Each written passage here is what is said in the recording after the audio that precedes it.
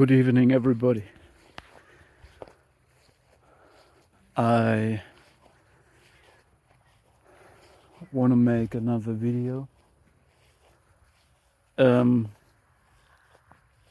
I'm now with 1 week without caffeine. 1 week no caffeine.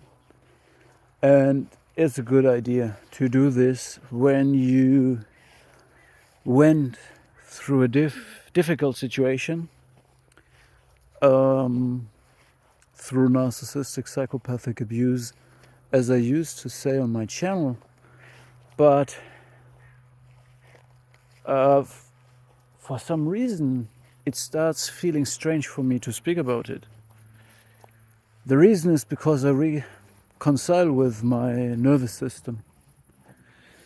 So when you went through a difficult situation and you're a hyper-functioning griever, which is an archetype that I discuss on my channel, it's a person that represses grief and is hyper-functional, meaning they counter difficulties in their life by, being fighting. It's a fighter, warrior style.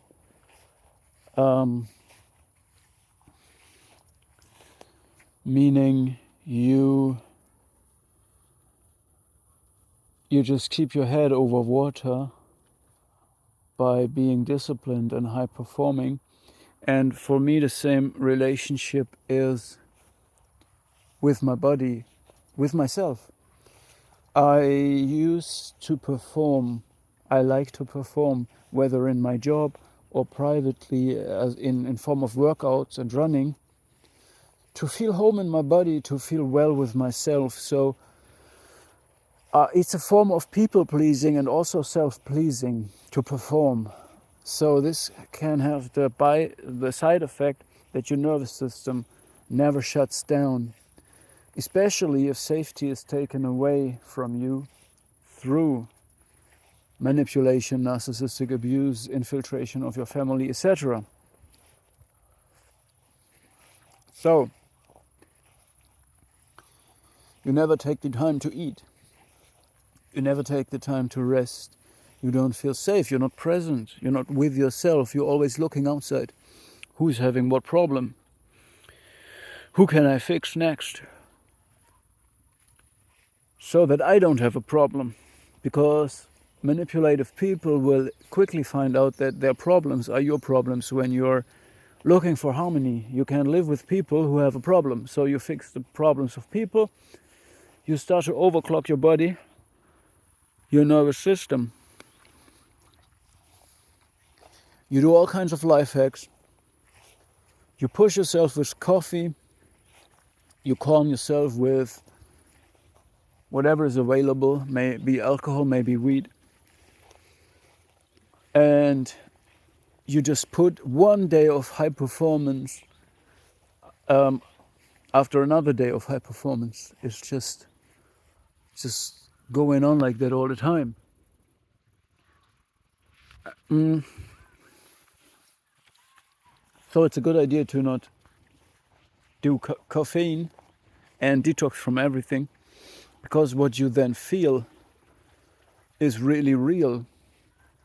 You start feeling yourself again. It all falls off. The nervous system was pushed to limit through the constant performance that you was demanding and others were demanding, and you were gaslit and abused and exploited, parasitized. So, and another term that comes from Richard Grannon is secondary gaslighting. When he was asked what we can do against narcissistic abuse, especially from the higher functioning types of these persuasive predators, he hesitated to answer and said he don't really know what we can do, because it is a form of secondary gaslighting that is very painful when people and institutions don't understand what you're telling them.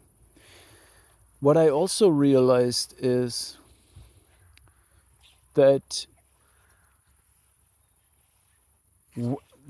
one of the frustrating problems is also that we can't just physically respond.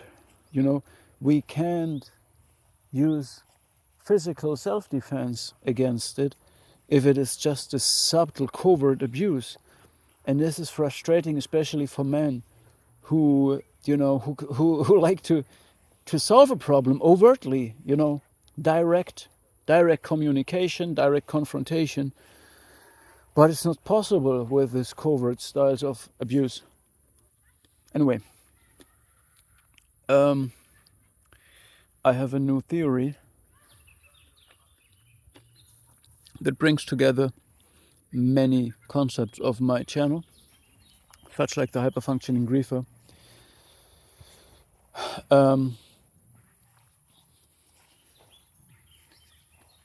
It's about projection.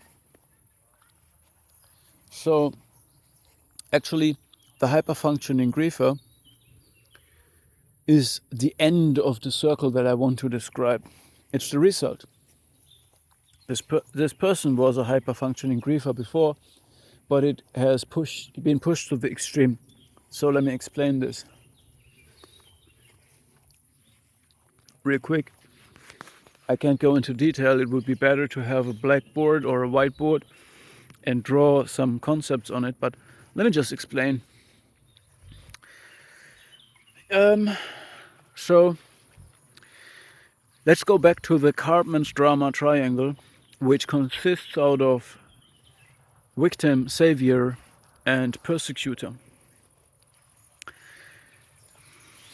Inside the shared fantasy, inside the dysfunctional family code, we have the roles occupied. In my example, I will use one hyperfunctioning griever, one narcissist, and one psychopath who make this triangle. So the psychopath is the real dominant person. They are in the position of the savior in the triangle, and the savior is a special position, but I will come to that later. The hyperfunctioning griever inside the shared fantasy, inside the dysfunctional family code, is the victim. And the narcissist thinks he is dominant. He plays his false sense of self, his grandiose self, and is the perpetrator. He plays the perpetrator. As I said, the true dominant person is the psychopath, because the psychopath is in the position of real triangulating, meaning the communication of the savior who saves both. The psychopath orchestrates this, what happens, lets it happen, pulls the strings by exclusively communicating to both parties, being the link of communication and creating the problem and pretending to be the savior of both. I have also new concepts of what sadistic supply is. So the narcissist, of course, gets sadistic supply from playing the perpetrator and being dominant and letting someone suffer. And I figured out through the help of Mark Basanti that negative self-esteem is the foundation of sadism, because it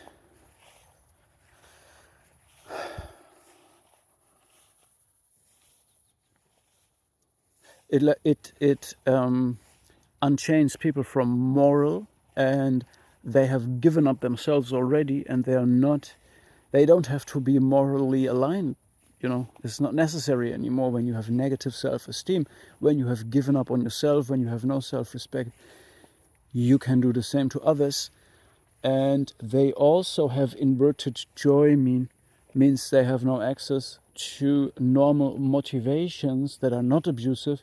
Therefore, they must destroy the joy or the function of another person, which creates this inverted form of joy. The result is sadism. So sadism is a combination of inverted joy and negative self-esteem. All right, now outside, by the way, the psychopath also gets sadistic supply from witnessing the victim as well as the perpetrator, knowing that they have created this, that they are indifferent about what's happening or pretend to be indifferent, and play the savior. So this is just great for the psychopath. And now imagine this was a triangle, okay?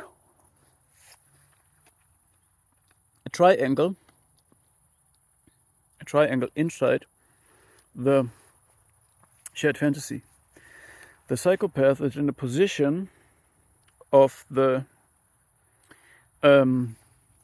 savior. Now this triangle goes outside. It's reversed outside into reality, and the psychopath stays in the same position, in the position in the middle, where the triangle is being reversed outside. Outside, the psychopath is still a savior. This shows the true dominance of the person. They don't switch positions. They are always the savior in all narrations. But outside, the roles turn, because the victim that inside the cult has been destabilized and coercively persuaded and coercive controlled, or a coercive persuasion is the term, they escape. They remove themselves. They are out. And then they become hyper-functioning grievers, because they have to keep their head over the water. They can't grieve.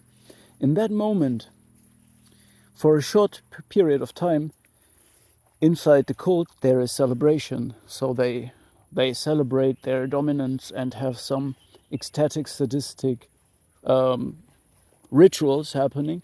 But quickly after that, they start to grieve and play victim. So they are grieving, even though they have created a situation, and they celebrated that they have, in this fantasy, defeated the hyper-functioning griever, okay? And outside now, the roles are switched.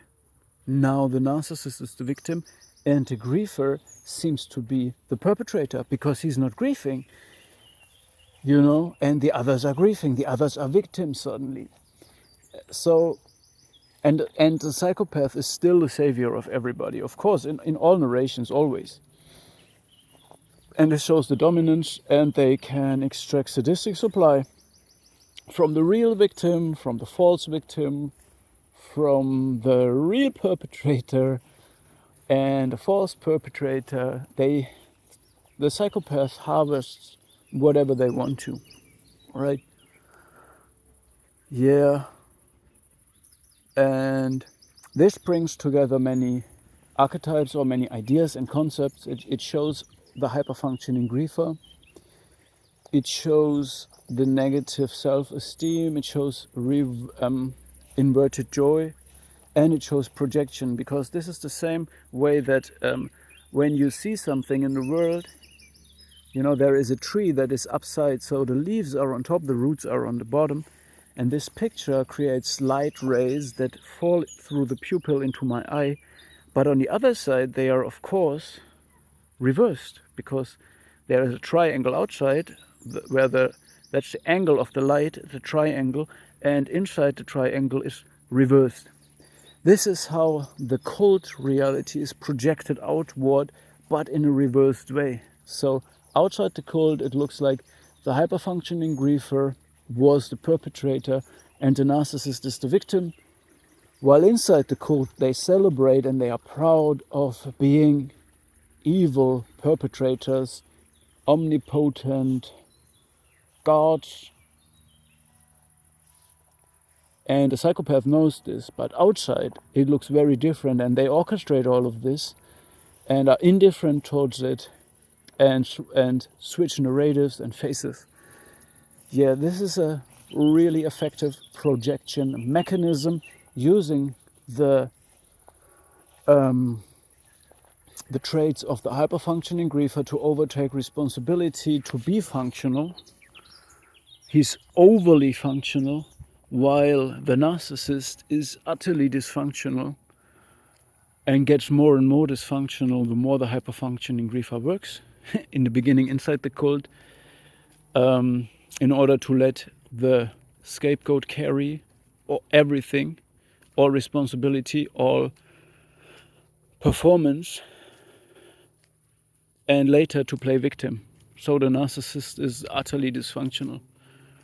The psychopath plays the savior for everybody, plays stable, being a stable person, while the stability is just emotional detachment and indifference towards everybody, while they harvest resources, money, attention, social status, property, houses, cars, dogs, pets, everything. All right. And the hyper-functioning griever is just always a hyper-functioning griever. Sometimes in more pain, sometimes in less. That's the idea. So thank you for this small video. I just wanted to get it out, but maybe I one day make a more in-depth description of this concept. But yeah, it wraps up very many things of my channel: the Karpman's drama triangle, the hyper-functioning griever, inverted joy, negative self-esteem, sadism that connects both the narcissist and the psychopath. Is an interesting concept. Yeah. See you in the next video.